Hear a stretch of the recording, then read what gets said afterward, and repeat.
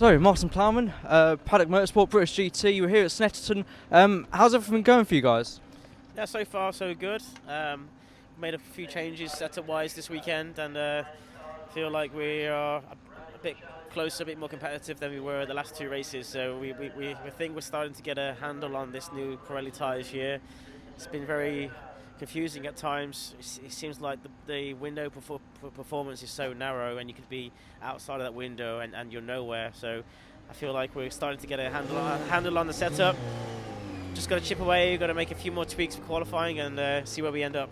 So you guys are in McLaren this year. What is it like to drive around at Snetterton? Is this a circuit that suits the car?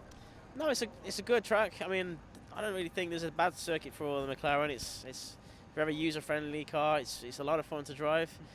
The BOP is not very kind to us this weekend. It looks like we're a little bit down on power compared to other manufacturers, but in terms of the handling, it's a really, really good car.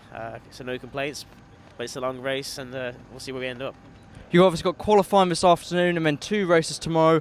Where do you think you guys will be, and what's the aim for the weekend?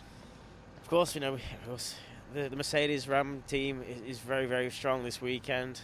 That they're in a different class really to everybody else, but I think if we can steal a top 5 in qualifying, then it's anyone's game in the race. Of course, qualifying's one thing, racing's another thing, and as long as we are near the sharp end, then we'll get our elbows out tomorrow and give it our best shot.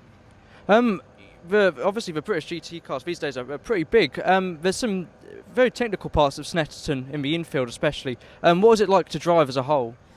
It is a very technical circuit, and there are some very high-speed, corners like turn 1, especially